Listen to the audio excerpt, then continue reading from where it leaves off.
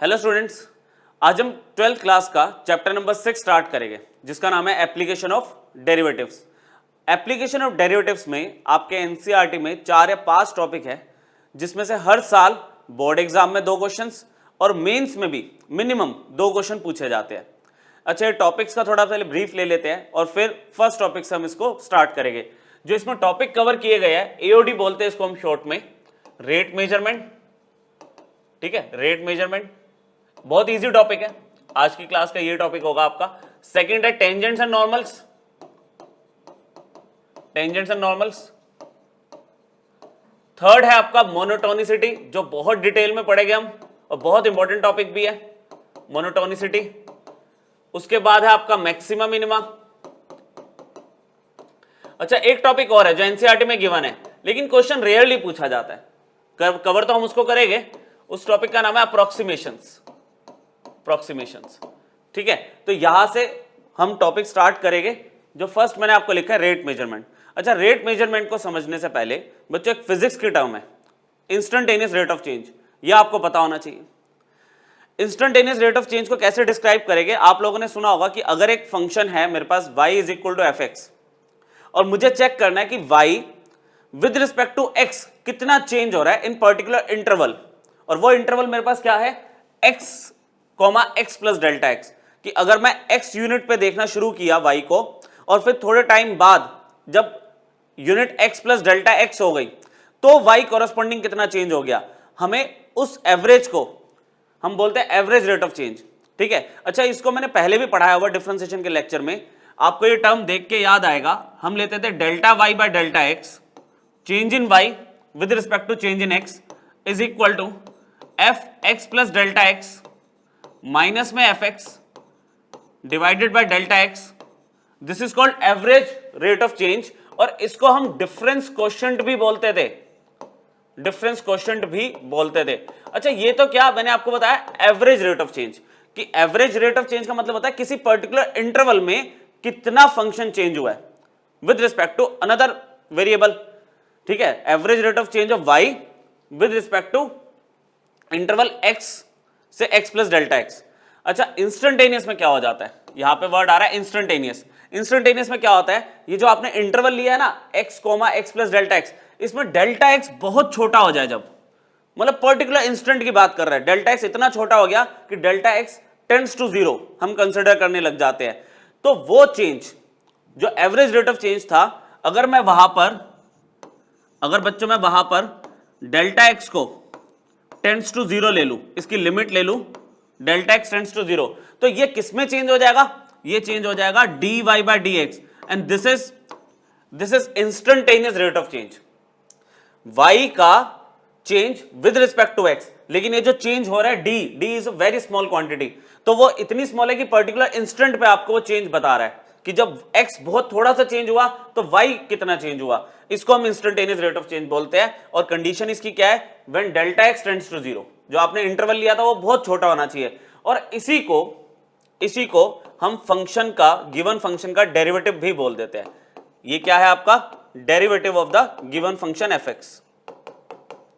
अच्छा, ये सब हमने डिफरेंशिएशन में पढ़ लिया था, एक रिव्यू था, average rate of change delta y by delta x, और instantaneous rate of change delta y by delta x when delta x tends to 0, और dy बाय dx। ठीक है, ये आपकी टर्म्स है, पता होनी चाहिए आपको रेट मेजर को पढ़ने से पहले। अच्छा, अब रेट मेजरमेंट की बात करते हैं, बात वही पे शुरू होगी जो हमने पीछे वाले पॉइंट पे हमने देखा है। उसको हमने उसमें क्या देखा था कि y चेंज हो रहा है with respect to x। Same condition, एक क्वांटिटी y है और वो चेंज हो रही है with respect to quantity x। पहले भी यही करा हमने इंस्टेंटेनियस और एवरेज रेट ऑफ चेंज में। यहां पे y चेंज हो रहा है विद रिस्पेक्ट टू x, और y और x का कुछ एक रिलेशन दिया हुआ है इस फॉर्म में, y is equal to F X, मतलब y is a function of x। तो उस केस में आपको कहता है जो f डैश x है और जो dy बाय dx है, f डैश x और जो dy बाय dx, पीछे क्या लिखा था मैंने, डेरिवेटिव ऑफ द फंक्शन, लेकिन वो क्या था, dy बाय dx और f डैश x क्या था, इंस्टेंटेनियस रेट ऑफ चेंज। यहां पे इसको हम किस तरह से इंटरप्रेट करेंगे, हम लिखेंगे rate of change of y with respect to X. dy by dx को अब हम किस तरह से इंटरप्रेट करेंगे रेट मेजरमेंट वाले टॉपिक में कि y कितना चेंज हो रहा है विद रिस्पेक्ट टू x। अच्छा, रेट क्यों लगा दिया? रेट का मतलब इसमें जनरली क्या होगा, वैल्यू इंक्रीज भी होगी डिक्रीज भी होगी विद रिस्पेक्ट टू टाइम। अभी जो चेंज हो रहा है वो तो y का चेंज हो रहा है विद रिस्पेक्ट टू x। लेकिन अगर ये टर्म्स आप देखोगे जो कि पूरे टॉपिक में अब आपका चलेगा, dv बाय dt, यहां पे v आपको बताया होगा कि पर्टिकुलर ये सिंबल क्या डिनोट कर रहा है। जैसे मैं यहां पे एग्जांपल ले रहा हूं कि v denotes volume, volume of any shape, ठीक है। जो आपका मान लो सिलेंडर आ गया या स्फीयर आ गया, कोई भी 3D शेप आपने ले ली, उसकी वॉल्यूम को अगर मैं कंसिडर करूं तो उसकी वॉल्यूम कितनी चेंज हो रही है विद रिस्पेक्ट टू टाइम। तो जहां पे टाइम वर्ड आ गया वहां पे आप रेट वर्ड लगाना बिल्कुल एप्रोप्रिएट है। तो यहां पे इसको मैं कैसे इंटरप्रेट कर सकता हूं, rate of change of volume. अब क्या होगा, इसमें पूरा लिखने की नीड नहीं है ना। पूरा लिखने की नीड क्या नहीं है कि रेट अगर मैंने लिख दिया, अगर मैंने यहां पे रेट लिख दिया तो रेट मतलब change of volume with respect to time, यहां पे ये दिख रहा है। अच्छा, इसको अदर वर्ड्स में कैसे लिख सकते हैं, change of volume, change of volume with respect to time. या तो आप रेट ऑफ लिख दो या फिर आप बता दो कि वॉल्यूम चेंज हो रही है विद रिस्पेक्ट टू टाइम, है ना, DV by D T. Same S मान लो सरफेस एरिया रिप्रेजेंट कर रहा है किसी फिगर का, तो यहां पे क्या आ जाएगा, rate of change of surface area. तो ये टर्म्स की इंटरप्रिटेशन है कि इसको किस तरह से बोला जाएगा, ठीक है, कैसे आप रीड करोगे। अब इनको प्रैक्टिकली अप्लाई करते हैं। कुछ लिमिटेड क्वेश्चंस है इसके जिसमें अगर आप सारी वैरायटी एक बार देख लोगे तो एक ही बार में टॉपिक क्लियर हो जाएगा आपको, ठीक है। बहुत इजी टॉपिक है, ए और डी का सबसे इजी टॉपिक आपका रेट मेजर ही है। चलो स्टार्ट करते हैं, इसको स्टार्ट करते हैं। ये लो, एक बार आप क्वेश्चन पढ़ो। अच्छा, ये क्वेश्चन जब आप पढ़ोगे तो आपको फील होगा ये तो फिजिक्स है। ये सेम क्वेश्चन आपने फिजिक्स में पढ़ा हुआ है ना, मोशन वाले चैप्टर में आपका जो काइनेमेटिक्स आप पढ़ते हो उसमें आपने पढ़ा हुआ है। तो अब यहाँ पे क्या हो रहा है कि change with respect to time हो रहा है, तो हमारा रेट मेजरमेंट वाले टॉपिक में ये क्वेश्चन इंक्लूड होता है। तो फर्स्ट क्वेश्चन हम देखते हैं, एक तरह से रिवीजन होगी आपकी। ये तो आपको कह रहा है displacement S of a particle at time T is expressed by the relation S is equal to half T cube minus 6t। आपको क्या दिया हुआ है, एस आपको दिया हुआ है हाफ टी क्यूब माइनस में 6t। टू थोड़ा अच्छा सा बना देते हैं, ये लो। अब आपको बोल रहा है कि आप एक्सेलरेशन बताओ जब वेलोसिटी वैनिशेस, मतलब वेलोसिटी जब जीरो हो जाए, वैनिशेस का मतलब वेलोसिटी जब खत्म हो जाए, जीरो हो जाए। अच्छा, तो अब वेलोसिटी पे अगर आपको जाना है, एक्सेलरेशन पे आपको जाना है, तो थोड़ा सोचना पड़ेगा। वेलोसिटी होती क्या थी, वेलोसिटी क्या होती थी, ds बाय dt, मतलब change in position with respect to change in time. तो अगर मैं v वेलोसिटी की बात करता हूं बच्चों, पूरा लिख देता हूं आपके लिए, वेलोसिटी सिंबल v ले लिया हमने, और ये क्या होगा, ds by dt, change in position with respect to change in time, है ना। तो अब इसको डेरिवेटिव करना, जब हम चैप्टर 5 पढ़ के आया तो ये हमारे लिए बहुत ही बच्चों वाली बात है। डेरिवेटिव करने में हमें कोई दिक्कत नहीं आनी चाहिए। हमने बहुत ही आराम से इसको v को कैलकुलेट करते हुए हाफ ये लिख दिया 3t स्क्वायर माइनस 6 इंटू 1, ठीक है।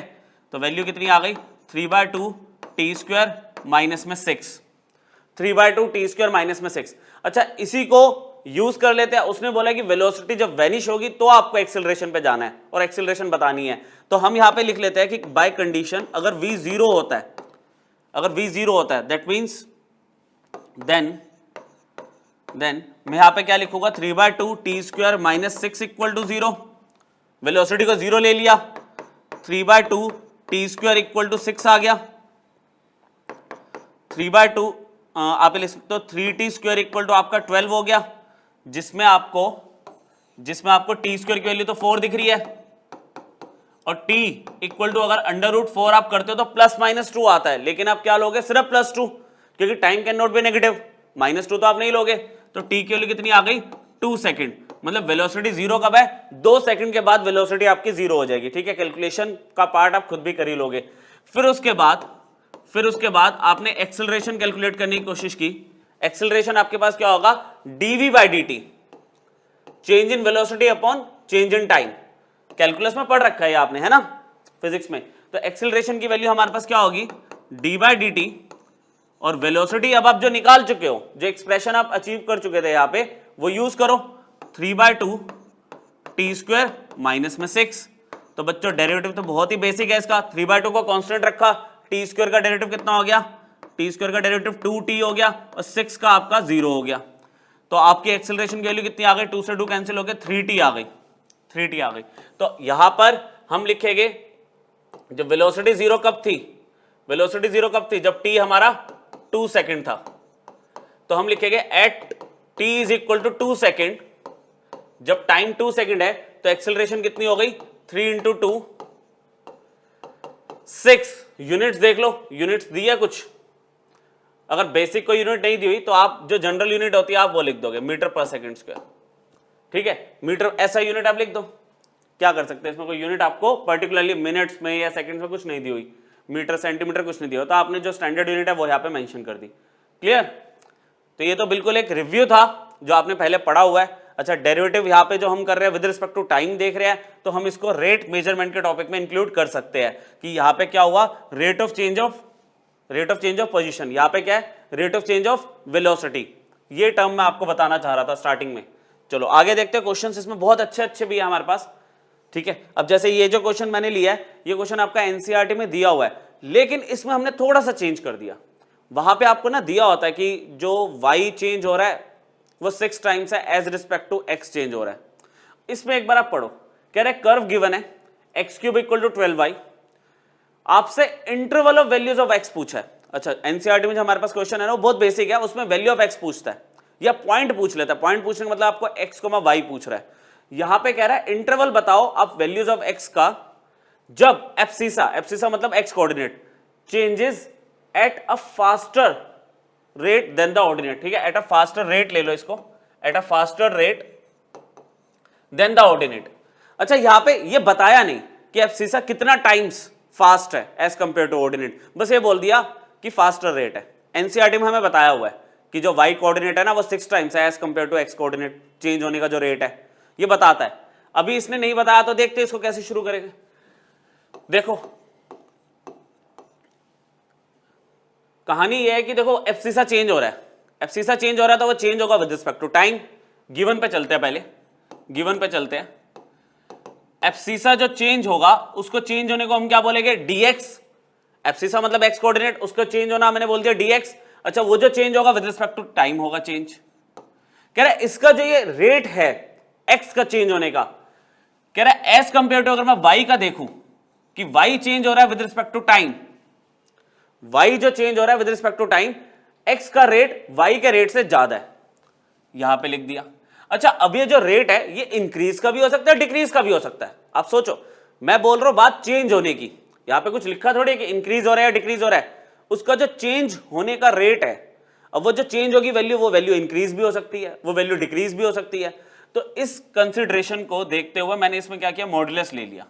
जब मुझे चेंज के बारे में नहीं मेंशन कर रहा तो हम यहां पे क्या कर सकते हैं, इस तरह से मॉड्यूलस कंसिडर कर सकते हैं कि मतलब दोनों वैल्यू पॉजिटिव भी हो सकती है, दोनों वैल्यू नेगेटिव भी हो सकती है। अच्छा, dt same interval of time ले रहा हूं मैं, तो इसको ना मैं थोड़ा सा और बेटर वे में लिख देता हूं मैं कि कह रहा है dx is greater then dy। Time तो सेम था, हटा दिया हमने। अच्छा, अब आपको कर्व दिया हुआ है x³ इक्वल टू 12y और आपसे कह रहा है कि आप एब्सिसा जो कंडीशन दी थी वो तो हमने ले ली, ठीक है। अब आप कर्व को कंसिडर करो, आपको दिया हुआ है x³ equal to 12y, x³ equal to 12y। आपने इसको क्या किया, डिफरेंशिएट करना शुरू किया, आपने इसको डिफरेंशिएट करना शुरू किया। डिफरेंशिएट विद रिस्पेक्ट टू, अब किसी पर्टिकुलर वेरिएबल में लेना है, या तो आप dt को रखते और t की रिस्पेक्ट में कर देते। यहां पे मैंने क्या किया, डेरिवेटिव करना होता है ना, किसी को किसी की रिस्पेक्ट में कर सकते हो आप, कि चेंज ही तो देखना है एक वेरिएबल का दूसरे की रिस्पेक्ट में, मैंने विद रिस्पेक्ट टू y कर दिया।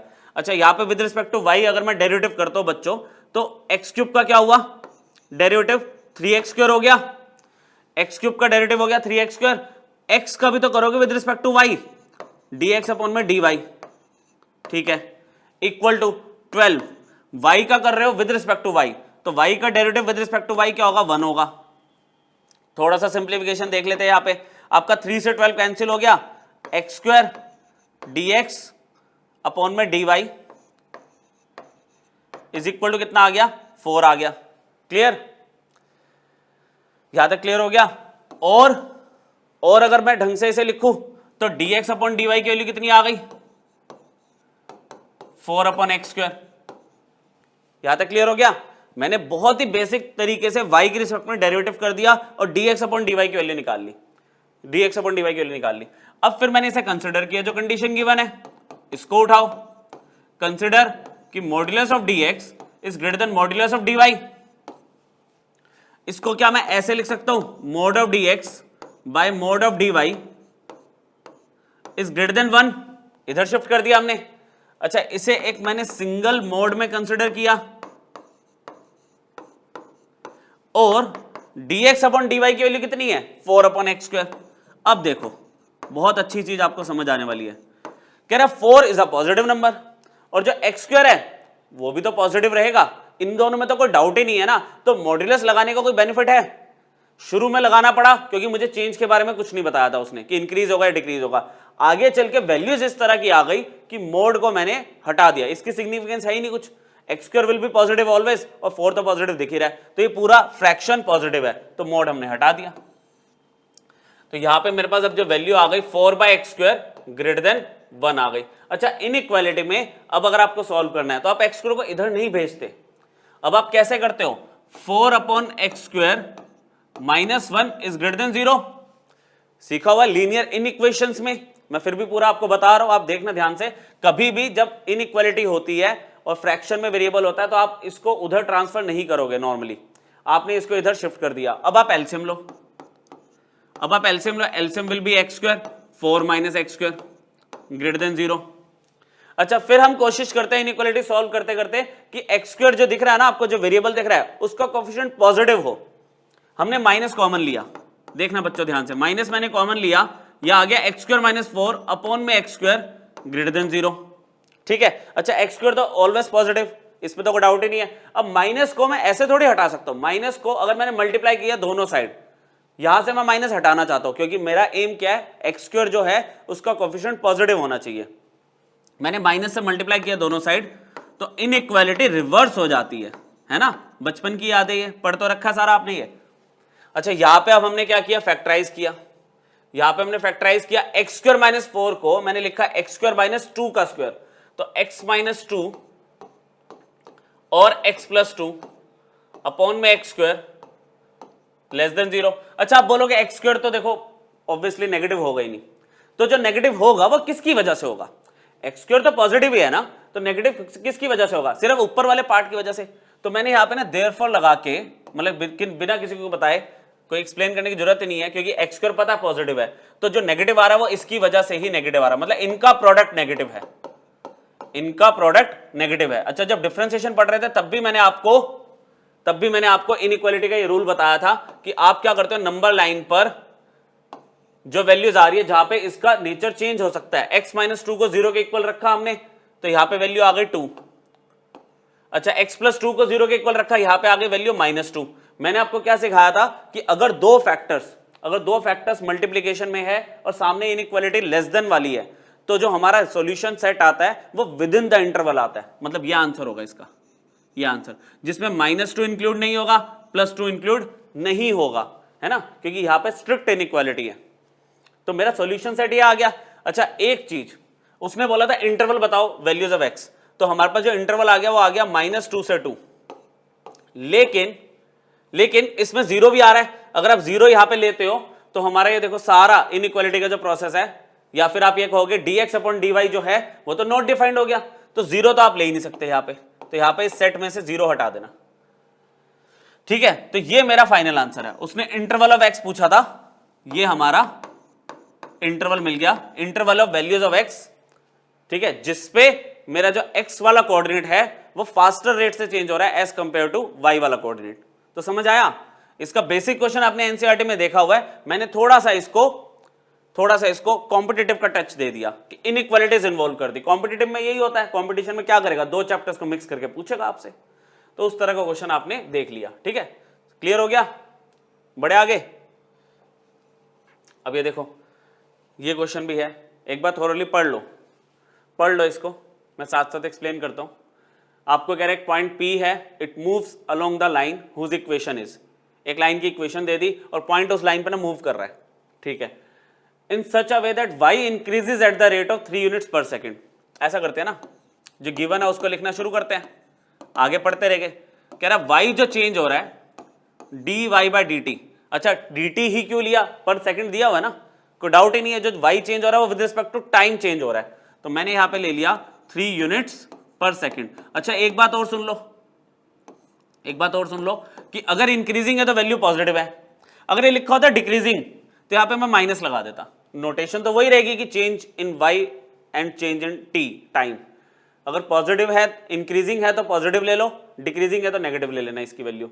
यहां तक बात समझ आ गई। y इंक्रीज हो रहा था at the rate of 3 unit per second. आगे कह रहा है the point a 0,6 is joined to point p and segment AP is prolonged to meet the x axis in a point Q। बनाते हैं, figure बनाते हैं, थोड़ा सा और क्लैरिटी होनी शुरू हो जाएगी आपको। हमें बोल रहा है एक ऐसा पॉइंट इसने मुझे बोला जो हमें क्लियर पता है, उसके बारे में हमें कोई डाउट नहीं है। मैंने A पॉइंट यहां पे ले लिया 0,6, इसको तो जानते हो। कह रहा है A को ज्वाइन किया P से। अच्छा P एक ऐसा पॉइंट है जो x - 2y + 4 = 0 पे मूव कर रहा है, तो हमने क्या किया, ये लाइन ले ली। ठीक है, ये लाइन कौन सी है, x - 2y + 4 = 0 की लाइन ले ली। P पॉइंट यहां पे हो गया, P पॉइंट यहां पे हो गया जो मैंने ले लिया x, y। अच्छा A ने P को मीट किया, और जब मैं इसको आगे बढ़ाता हूं तो वह x एक्सिस को कहां पे मीट कर रहा है, Q पॉइंट पे। यहां तक की कहानी तो खत्म हो गई। एक बार फिर पढ़ लो, वेरीफाई कर लो। ठीक है, P एक पॉइंट था जो इस लाइन पे मूव कर रहा था, और वो आपने क्या किया, A पॉइंट को P पॉइंट से ज्वाइन किया, और जब इसको आगे प्रोड्यूस किया तो वो x एक्सिस को Q पॉइंट पे मीट कर रहा है। अब कह क्या रहा है, कह रहा है find how fast the distance from the origin, distance from the origin to the Q तक। अगर मैं ये डिस्टेंस को कंसिडर करता हूं तो कह रहा है वो कितनी स्पीड से ये डिस्टेंस चेंज होगा जब P की वैल्यू 4,4 हो जाएगी। जो P जो पॉइंट है ना उसमें x भी 4 हो जाएगा, y भी 4 हो जाएगा। तो आपको बताना है ये जो डिस्टेंस है ये कितना चेंज होगा। अच्छा तो इसको, इसमें सिर्फ मुझे ये दिख रहा है कि ये y है जिसकी पूरी वैल्यू 6 है। ठीक है, तो यहां पे हमने क्या किया, थोड़ा सा फिगर कंप्लीट नहीं होगी तो फिर बात नहीं बन पाएगी।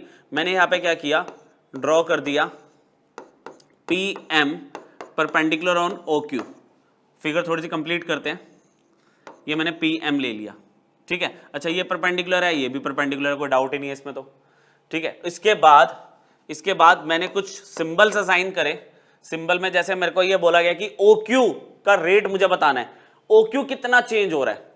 पढ़ लो, how fast the distance from origin to the point Q। तो इसका एक सिंबल होगा, सिंबल ले लिया मैंने, let OQ is equal to Z।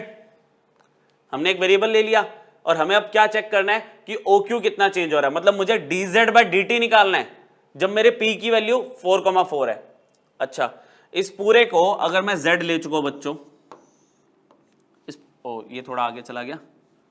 ठीक है, ये यहां तक Q तक है, और ये लाइन हमने पूरी कंप्लीट कर दी। ये Z मैंने ये ले लिया। अच्छा फिर इसके अंदर PM को एक वेरिएबल दे देते हैं, वो y के पैरेलल है तो इसको y बोल दिया, लो। अच्छा OM एक सेकंड वेरिएबल ले लो, x एक्सिस पे है तो इसे x ले लिया। ठीक है, ये x हो गया। अच्छा अगर ये x हो गया तो बच्चों ये z - x हो गया, MQ। ठीक है, सच दैट जो आपका MQ है वो कितना हो गया, यहीं पे लिख दूं, MQ हो गया z - x। पूरे z में से x को हटा दिया, z - x आ गया। अब देखो आपने 10th क्लास में सिमिलैरिटी पढ़ी है ट्राइंगल्स की, सिमिलैरिटी। यहां पे देखो दो ट्राइंगल दिख रहे हैं सिमिलर वाले आपको, PMQ और AOQ।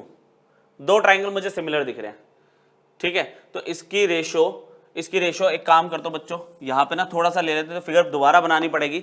मैं सच दैट यहां लिख देता हूं, such that MQ is equal to Z - x। और यहां पर ना मैं दो ट्राइंगल कंसिडर कर लेता हूं। इन ट्राइंगल मतलब आपको ये दिखाना नहीं होता, मैं बस आपको वेरीफाई करवा रहा हूं। PMQ and triangle AOQ। इसमें देखो PMQ और AOQ दोनों 90 है एंगल, ये आपको दिखाने की नीड नहीं है। ठीक है, बस मैं आपकी अंडरस्टैंडिंग के लिए वेरीफाई कर रहा हूं। ये दोनों 90 है। आप एग्जाम में डायरेक्टली लिख सकते हो clearly triangle PMQ is similar to triangle AOQ, ये आप डायरेक्टली लिख सकते हो। पर मैंने यहाँ पे 90-90 दिखा दिया, ये एंगल कॉमन दिखा दिया, angle P Q M is equal to angle A Q O, है ना, ये कॉमन हो गया। और मैंने लिख दिया therefore triangle PMQ is similar to triangle AOQ by AA similarity. चलो ये जब हमने कर दिया तो आपको पता होना चाहिए सिमिलर ट्राइंगल जब होते हैं तो उनकी कोरस्पॉन्डिंग साइड्स प्रोपोर्शनल होती है, समझ रहे हो।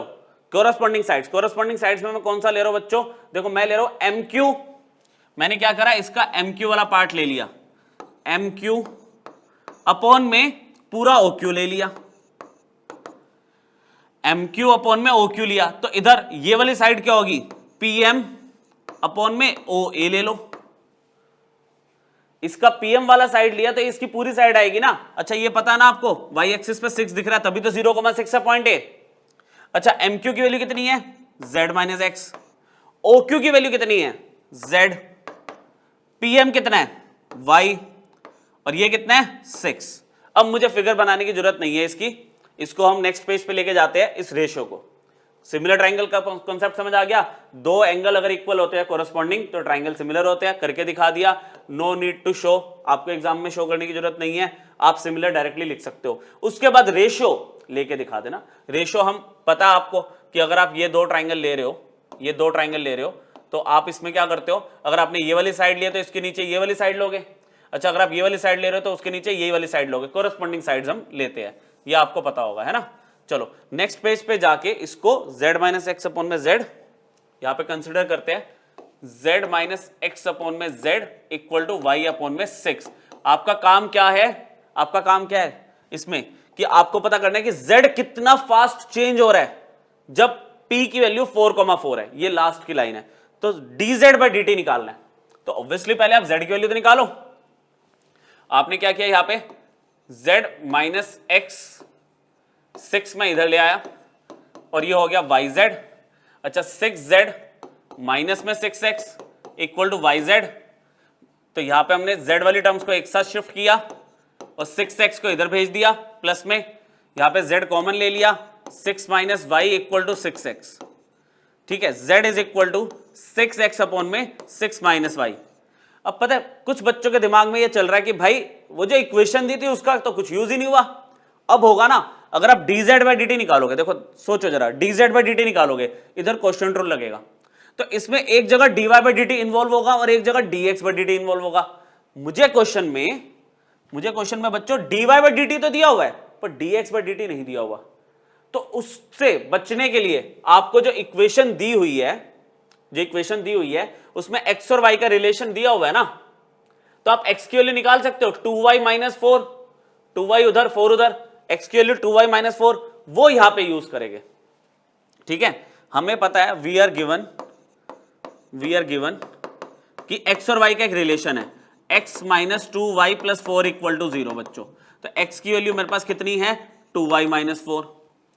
चलो तो उस बेसिस पे मेरे पास z की वैल्यू कितनी आ गई 6 टाइम्स x की वैल्यू हो गई 2y माइनस 4, अच्छा डिवाइडेड बाय 6 माइनस y, इसी पे काम करना है बस। अब आपने 2 भी कॉमन ले लिया, बाहर आ गया 12, y माइनस में 2 अपॉन में 6 माइनस y। अब देखो ना एक ही वेरिएबल तो है y जिसका मुझे derivative with respect to t दिया हुआ है, तो हमने क्या किया, आप हिम्मत करके अपना काम शुरू किया डिफरेंशिएशन का, differentiate with respect to y, है ना, y की रिस्पेक्ट में कर रहा हूं, कोई डाउट ही नहीं है, वेरिएबल एक ही दिख रहा है, sorry differentiate with respect to t की रिस्पेक्ट में करेंगे, dz बाय dt निकालना है, dz बाय dt निकालना है। यहां पे 12 को रखा बाहर, क्वेश्चन रूल लगाना शुरू किया, लगा लेते। क्वेश्चन रूल में हमें पता है कि डिनोमिनेटर ऐसे ही रहता है, न्यूमरेटर का करना शुरू किया तो y का derivative with respect to t हो जाएगा dy बाय dt और 2 का हो गया 0 माइनस y माइनस 2 को ऐसे रखा, इसका डेरिवेटिव करा, 6 का हो गया 0 और y का हो गया dy बाय dt माइनस में dy by dt divided by 6 minus y का होल स्क्वायर। अच्छा dz बाय dt आपने क्या किया, dy बाई dt देखो कॉमन आ रहा है बच्चों, यहाँ पे y माइनस ना 2 है बच्चों, ये z मत समझना है ना, 2 है ये।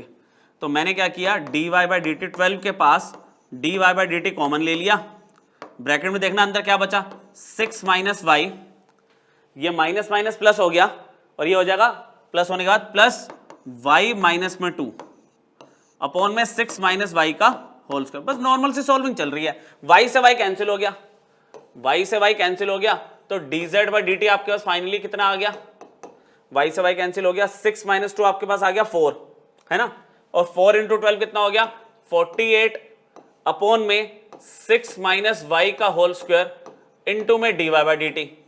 अगर आप पीछे भूल नहीं गए तो dy बाई dt की वैल्यू आपको क्या दी हुई है, 3 यूनिट पर सेकेंड, वो हमने आराम से यहां पे यूज कर ली। dz बाई dt मुझे दिया हुआ है 48 अपॉन में 6 माइनस वाई का होल स्क्वायर इंटू में 3 हो गया, ठीक है, ये गिवन था क्योंकि।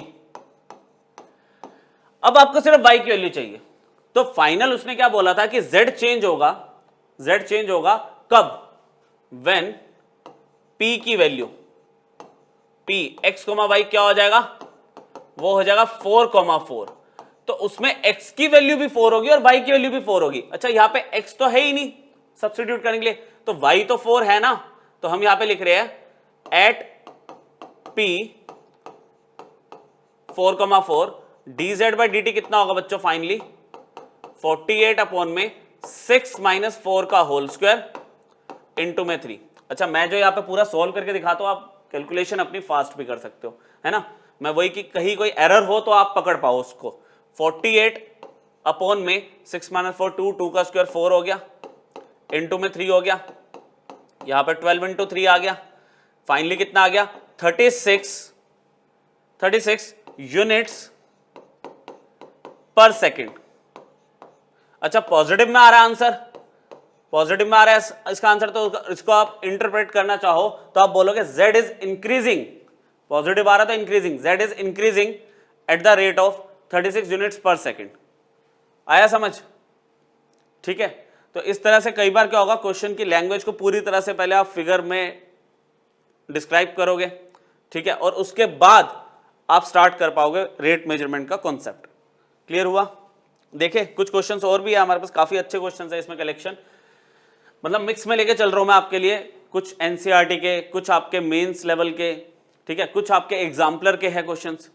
तो ये मतलब रेट मेजर यहीं पे आपका कंप्लीट हो जाएगा।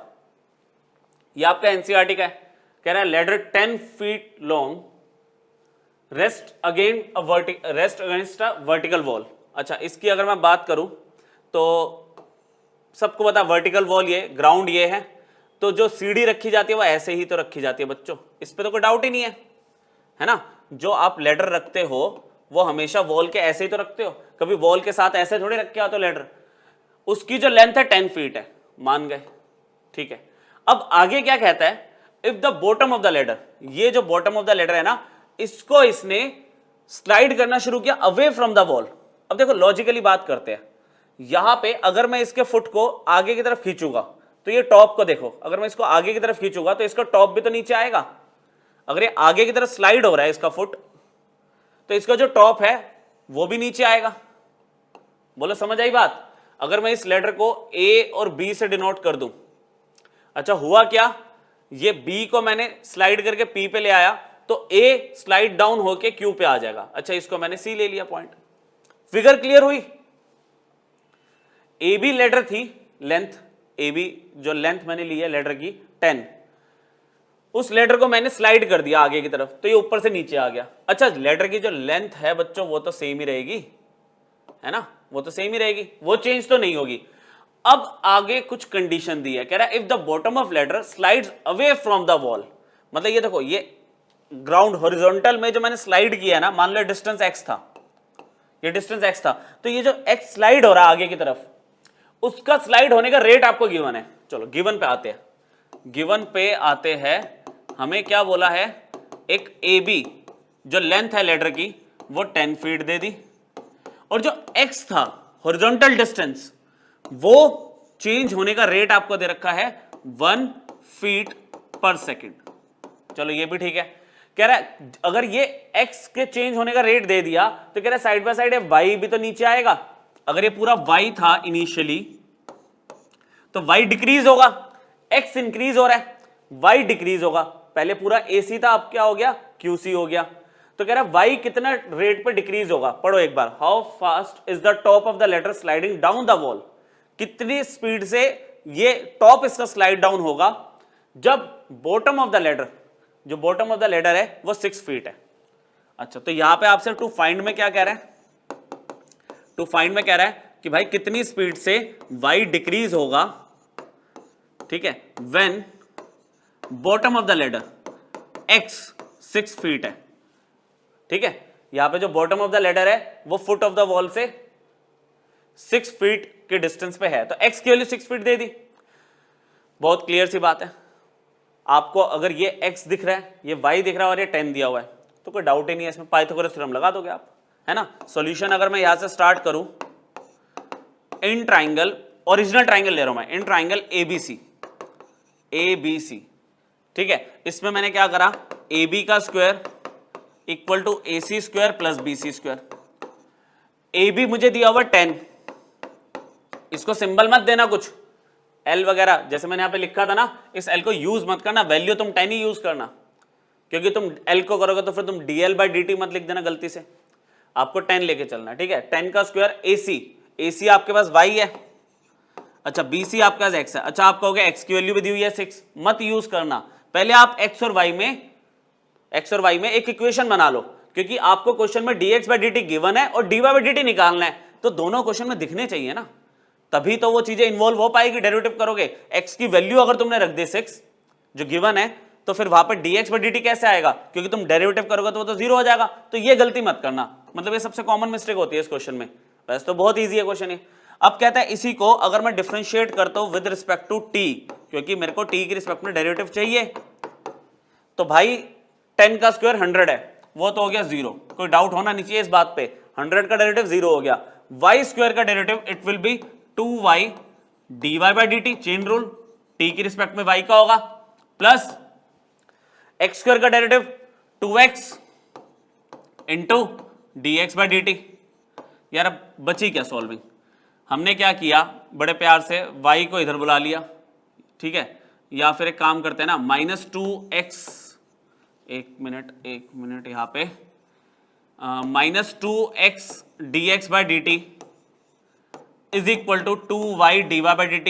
मतलब इसमें अब कुछ बचा नहीं है सॉल्व करने का ज्यादा, 2 से 2 कैंसिल हो गया, आपका क्या हुआ, 2 से 2 कैंसिल हो गया, तो मेरे पास आ गया -x dx/dt will be equal to y dy/dt। अब बस जो दिक्कत आ रही है आपको किससे आ रही है, dx/dt आपके पास है, dx/dt आपके पास है, x आपके पास है, अगर y भी मिल जाए तो dy/dt आ गया। y कैसे मिलेगा, y कैसे मिलेगा, आप देखो यहां पे अब यूज करो ना, आप बोलो इफ x आपके पास 6 फीट है, देन हवा में कर रहे हैं हम, y कितना होगा, अरे भाई अगर ये 10 है बेचारा और ये 6 है तो ये कितना होगा, 8 नहीं होगा पाइथागोरस थ्योरम से, कि किसी को दिखाने की जरूरत थोड़ी है। अब आज की डेट में इतना तो आप डायरेक्टली कर ही लोगे, 8 फीट हो गया। अब x है, y आपने निकाल लिया, चलो फिर से काम पे लग जाओ। चलो भाई x की वैल्यू कितनी हो गई, अब -x की वैल्यू है 6, dx/dt है 1, y कितना निकाला 8, और dy/dt तुम्हें चाहिए था। तो बच्चों dy/dt की वैल्यू मुझे जो दिख रही है वो दिख रही है -6/8 which is equal to -3/4 feet per second. Minus यहां पे क्या दिखा रहा है, माइनस क्या इंटरप्रेट कर रहा है कि जो टॉप था वो स्लाइड डाउन हो रहा है, तो इसकी हाइट डिक्रीज हो रही है, क्या हो रही है, डिक्रीजिंग, इसका जो रेट है वो डिक्रीजिंग इन नेचर है। मतलब आप बोलोगे जो हाइट है लेडर की is decreasing eight the rate of 3/4 feet per second. आई बात समझ, नेगेटिव का मतलब समझ आ गया। तो जब नेगेटिव आएगा तो उसे प्लीज लास्ट में लिख के भी आना, समझाना कि ये माइनस क्या रिप्रेजेंट कर रहा है, ठीक है। तो आपका एनसीईआरटी का क्वेश्चन था, सिर्फ वैल्यूज को चेंज किया था, कॉन्सेप्ट बहुत इजी है। आपको मैंने बताया कि एक तो एल सिंबल मत लेना, नहीं तो उसके डेरिवेटिव में फंसोगे, और एक्स की वैल्यू पहले मत रखना, आप dx/dt dy/dt दोनों को इन्वॉल्व कर लो, उसके बाद वैल्यू को यूज करना। क्लियर, बड़े नेक्स्ट क्वेश्चन की तरफ। देखो ये भी एक बहुत अच्छा क्वेश्चन आपका, एक एनसीईआरटी का लिया। नेक्स्ट ये वाला क्वेश्चन आपका एग्जाम्पलर का है। एग्जाम्पलर का इसमें थोड़ा बहुत ट्रिग्नोमेट्री भी यूज होगी आपकी, जो आपने 11th में पढ़ी है। आपको स्टार्ट करते हैं, चलो।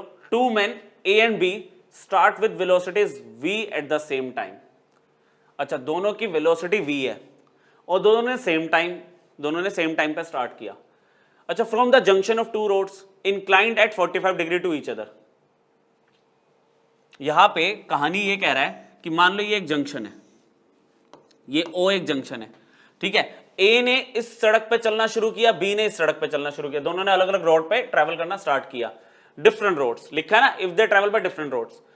अब दोनों की वेलोसिटी सेम है एक तो, ठीक है, और eight the same time start किया। तो हमने ना एक चीज इसमें स्टार्ट करने से पहले एज्यूम करी कि let both A and B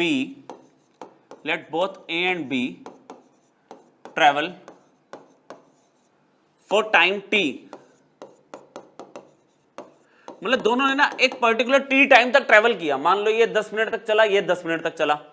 अच्छा, दोनों की वेलोसिटी पहले से सेम है, अब मैंने टाइम भी सेम एज्यूम कर लिया, तो भाई डिस्टेंस ट्रैवल क्या हो गया, दोनों का सेम हो गया। और उसके बाद वो कह रहा है कि आफ्टर टाइम t, अब बताओ कितने रेट से इन दोनों के बीच का डिस्टेंस बढ़ता जा रहा है। देखो मान के चलो आपने 5 मिनट बाद देखा तो इनका डिस्टेंस ये था, 6 मिनट बाद देखा डिस्टेंस और बढ़ गया। ये है ना, पहले तो दोनों साथ ही बैठे थे, अब ये जब इधर जा रहा है, ये इधर जा रहा है, तो इनके बीच का डिस्टेंस कुछ आया। जब ये और आगे बढ़ा तो डिस्टेंस और बढ़ गया। यहां पे आते आते देखो डिस्टेंस और बढ़ता जा रहा है। तो कह रहे हैं ये जो डिस्टेंस है, ये डिस्टेंस कितनी स्पीड से बढ़ रहा है, find the rate at which they are being separated. ठीक है, तो इसकी एक फाइनल फिगर बनाते हैं हम। फाइनल फिगर बना लेते हैं। यहां पे एंगल 45 डिग्री है, यहां पे O पॉइंट ले लिया। अच्छा, इसको अगर मैं इससे कनेक्ट कर दूं, इसे मैंने A पॉइंट ले लिया, इसको B ले लिया, ठीक है। A और B, ये नहीं कि मैं A और B रिप्रेजेंट कर रहा हूं, चलो सिंबल अलग ही ले लो, फिर छोड़ो, सिंबल अलग ही ले लो। यहां पर हमने क्या किया, इसको P ले लिया, इसको Q ले लिया। अब इसमें हमें पता है कि दोनों की वेलोसिटी सेम है, ठीक है। वेलोसिटी ऑफ A v है, वेलोसिटी ऑफ B v है। तो after time t distance covered by A कितना होगा, v इंटू टी, भाई वेलोसिटी इंटू टाइम। अच्छा, डिस्टेंस कवर्ड बाय B कितना होगा, सेम v इंटू टी। तो हमने यहां पे क्या नोटिस किया कि डिस्टेंस ऑफ A और जो डिस्टेंस ऑफ B है वो दोनों सेम है। तो vt दो वेरिएबल लेने से अच्छा इसको मैं x ना ले लूं। तो t टाइम तक जो A यहां से चलना शुरू हुआ, यहां से A चलना स्टार्ट हुआ था, यहां से B चलना स्टार्ट हुआ था, ठीक है। तो यहां पे हमने क्या किया, ये डिस्टेंस आपका x हो गया। अच्छा, ये डिस्टेंस भी आपका x हो गया, दोनों ने सेम डिस्टेंस कवर किया। अच्छा, लेट कर लिया जो डिस्टेंस आपका सेपरेशन के बाद बना है वहां पे P और Q उनके बीच में, हमने उसे y ले लिया। Let PQ is equal to y। अब आप मुझे बताओ, आपने कोई कॉन्सेप्ट पढ़ा है कि जिसमें ट्राइंगल की तीनों साइड्स और कोई एक एंगल इन्वॉल्व हो जाए, ऐसा कोई कॉन्सेप्ट पढ़ा है आपने? ये देखो, ये एक ट्राइंगल है, मान लो ये A B और C है, ठीक है। याद दिलाता हूं मैं आपको, ट्रिग्नोमेट्री में सप्लीमेंट्री एक्सरसाइज होती थी आपके, एनसीईआरटी का ही पार्ट है ये। अगर आप एंगल A ले रहे हो और इसका कॉस लेते हो, कोसाइन ऑफ A, तो इसमें क्या होता था, मैं आपको याद दिलाता हूं, ये साइड A होती है, ये B होती है, C होती है। तो कोसाइन ऑफ एंगल A क्या होगा, आप लिखोगे B square plus C square और माइनस करोगे ऑपोजिट वाली साइड। जो एंगल A का ऑपोजिट साइड है वो माइनस होती है, बाकी ये दोनों साइड का स्क्वायर करके सम कर दिया और डिवाइडेड बाय ये शुरू की दो साइड्स का ट्वाइस प्रोडक्ट। ये आपका लॉ ऑफ कोसाइन होता था, लॉ ऑफ कोसाइन। इसको यूज करेंगे अब हम यहाँ पे, ठीक है। मैंने यहां पे क्या किया, लॉ ऑफ कोसाइन अप्लाई करा आपके लिए। तो वो सामने क्या आ रहा है, cos 45 डिग्री, cos 45 डिग्री। अच्छा, cos 45 डिग्री जब मैं ले रहा हूं तो सामने वाली जो साइड है वो माइनस होगी, उसका स्क्वायर माइनस होगा, बाकी दोनों साइड्स का स्क्वायर प्लस होगा। तो यहां पे मैं लिख रहा हूं x का स्क्वायर प्लस x का स्क्वायर माइनस में आ गया मेरे पास y का square divided by 2 into x into x, है ना। ये जो दोनों साइड्स मैंने ली थी B और C, उनका प्रोडक्ट नीचे आया था 2 के साथ, तो सेम x और x का आ गया। cos 45 विदाउट एनी डाउट 1/√2 होता है। यह आपका हो गया 2x² माइनस में y² डिवाइडेड बाय 2x²। काम करते हैं थोड़ा सा और आगे, 2x² ऊपर आ गया, 2/√2 यहां पे x² है, 2x² माइनस में y² है। क्लियर? अच्छा, अब इस पे ध्यान दो, 2/√2, 2/√2 इज √2x² माइनस में 2x² इक्वल टू में 2x² माइनस में y²। यहां तक समझ आ गया? 2/√2 इज √2x², बाकी सब अपनी जगह पे। अब क्या करो, y को इधर ले आओ, y² को आप इधर ले आओ, और ये हो जाएगा 2x² माइनस में √2x²। √2x² उधर भेज दिया, तो फाइनली y² की वैल्यू कितनी मिल गई बच्चों? मैं 2 माइनस √2x² लिख सकता हूं। समझ आ गया? यहां तक आपने y का रिलेशन निकाल लिया इन टर्म्स ऑफ x। अब आपको कह रहा है रेट बताओ at which they are being separated, मतलब y कितना चेंज हो रहा है विद रिस्पेक्ट टू टाइम, मतलब dy/dt निकालना है।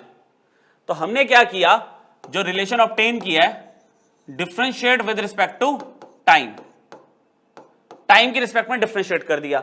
चलो, y² का डेरिवेटिव क्या होगा बच्चों? 2y dy/dt। समझ लेना थोड़ा सा, ठीक है? y² का होगा 2y इंटू dy/dt। देखो आगे जगह तो नहीं है ना, हाँ ठीक है, इधर ही करना पड़ेगा हमें, 2y dy/dt। अच्छा, 2 माइनस 2√2 कॉन्स्टेंट है, x² का होगा 2x इंटू dx/dt। बस बात बन गई। अब बन गई बात कैसे? 2 से 2 कैंसिल कर दिया आपने, 2 से 2 कैंसिल कर दिया, ठीक है? अब यहां पे क्या बचा? यहां लिखता हूं y into dy/dt is equal to 2 minus √2 x। अच्छा, y और x की वैल्यू नहीं आ रही है आपके पास, एक काम करो, यहां पे 1 मिनट रुक जाओ, फिर y और x नहीं तो प्रॉब्लम करेगा। डिफरेंशिएट करने से पहले थोड़ा सा काम और कर लेते हैं इस पे, और थोड़ा सा काम इतना ही है कि आपने जो y² की वैल्यू निकाली है ना, अदरवाइज डेरिवेटिव करते टाइम देख रहे हो वहां y भी बच रहा था, x भी बच रहा था, ठीक है? मैं यहां पे क्या कर रहा हूं, y की वैल्यू उधर भेज रहा हूं, स्क्वायर जो है y का स्क्वायर जो है उधर भेजा, तो y की वैल्यू मेरे को जो मिल गई वो मिली है √2 माइनस में √2 और सिर्फ x। ये बेटर है। y² की वैल्यू जो आई थी, मैंने y की वैल्यू निकाल ली। कैसे? यहां पे अंडर रूट पूरे के ऊपर आ गया और x² x हो गया। अच्छा, नेगेटिव क्यों नहीं ले रहा? क्योंकि डिस्टेंस है, distance can not be negative. अब मैं अगर डिफरेंशिएट करता हूं, अब और आसान है, differentiate with respect to t, वो तो करना ही है। तो y का मैंने करा dy/dt, और ये बेचारा सेम 2 माइनस √2 का स्क्वायर रूट, ये तो कांस्टेंट ऐसे ही रहेगा। x का क्या हो गया? Derivative dx/dt। अब एक बात बताओ, x क्या था? डिस्टेंस। x क्या था? डिस्टेंस, ठीक है? डिस्टेंस ट्रेवल्ड बाय b और डिस्टेंस ट्रेवल्ड बाय a। तो यहां पर a और b की वेलोसिटी कितनी है? जरा ध्यान से देखना। अगर मैं v की बात करूं तो उसे मैं dx/dt नहीं लिख सकता। v क्या है? Velocity of a। v क्या है? वेलोसिटी ऑफ a, है ना? और वेलोसिटी क्या होगी? dx/dt, कि a कितना डिस्टेंस ट्रेवल कर रहा है x, तो उसका dx/dt क्या होगा? उसकी वेलोसिटी। तो इस dx/dt को मैं v लिख दूं। अच्छा, v यहां पे a की भी वेलोसिटी है, b की वेलोसिटी है, तो a की सिंबल काम आ जाएगा। dy/dt is equal to √2 minus में √2 इंटू में v, इंटू में v। और कोई यूनिट दी है? कोई यूनिट नहीं दी हुई, तो आप ठीक है इसको मीटर पर सेकंड लिख दो, आप इसको मीटर पर सेकंड लिख दो, ठीक है? तो यहां पे क्या कहानी हुई कि ये कह रहा है y टाइम के साथ कितना चेंज हो रहा है? y इस रेट पे चेंज हो रहा है, इस रेट पे, ठीक है? मतलब अच्छा, ये वैल्यू पॉजिटिव आ रही है, वैल्यू पॉजिटिव आ रही है, तो मतलब y इंक्रीज होता जा रहा है, टाइम के साथ ये वैल्यू बढ़ती जाएगी, इस रेट पे बढ़ेगी। एक सेकंड में इतनी वैल्यू y की चेंज हो जाएगी। √2 माइनस √2 इंटू v, ये v रूट से बाहर है, ठीक है? क्लियर हुआ? बहुत अच्छा क्वेश्चन है बच्चों, ये कई बार एग्जाम में पूछा जा चुका है। कॉन्सेप्ट आपका पूरा क्लियर कर रहा है, ये क्या कर रहा है, इसने ट्रिग्नोमेट्री को यूज करा है यहाँ पे, और फिर एक्सप्रेशन बना के रेट मेजर का कॉन्सेप्ट लगाया, ठीक है? कुछ 2-3 क्वेश्चन और है, ये भी देख लो, अलग अलग टाइप के ना, सारे टाइप आपके क्लियर हो जाएंगे, फिर आपको कुछ और देखने की जरूरत नहीं पड़ेगी। ये देखो क्वेश्चन में क्या कह रहा है, एक वाटर टैंक है, has the shape of inverted circular cone, has the shape of inverted circular cone.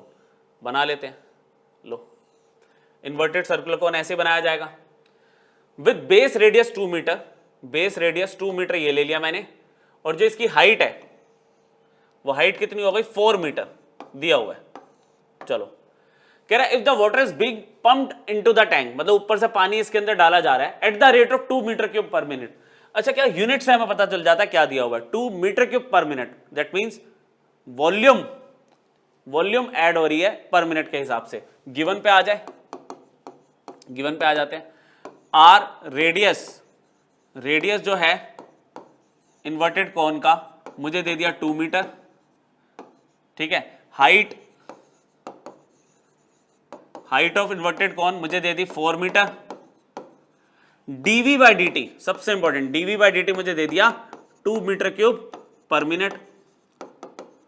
आपको कह रहा है जब पानी इसमें डलता जाएगा तो क्या होगा, पानी जब भरता जाएगा तो यहां पे कुछ ना कुछ हद तक ये फिल हो जाएगा, ठीक है। अब मान लो पानी इसमें क्या हो रहा है, भरता जा रहा है, तो ये हाइट h ले ली मैंने एट एनी टाइम t, और ये रेडियस r ले लिया, है ना। मैंने क्या किया, लेट r बी रेडियस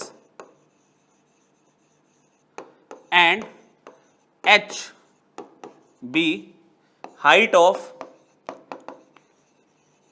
कौन, ठीक है, एट टाइम t। अच्छा टाइम t लेने का क्या सिग्निफिकेंस है, कह रहा है रेडियस जो है बेस का वो तो 2 है और हाइट 4 है। वो कह रहा है जब पानी भर रहा है, देखो ना यहां पे अलग रेडियस होगा और हाइट अलग होगी, पानी भरने के बाद की बात कर रहा हूं मैं। यहां पे टी टाइम तक मैंने माना टी टाइम में इसका रेडियस आर हो गया और इसकी हाइट एच हो गई। तो आपको बोल रहा है कि जब वाटर की जो डेप्थ होगी ना, वाटर की डेप्थ 3 मीटर तक आ जाएगी, ये टोटल 4 है ना, मान लो 3 मीटर तक आ गई, तो कितनी स्पीड से हाइट इंक्रीज हो रही है। Find the rate at which the water level is rising, मतलब आपको टू फाइंड में क्या बताना है, टू फाइंड में आपके पास क्या है, टू फाइंड है आपका dh बाई dt, आपको बताना है हाइट कितनी स्पीड में इंक्रीज हो रही है, कितने रेट से इंक्रीज हो रही है, व्हेन h आपका 3 मीटर गिवन है।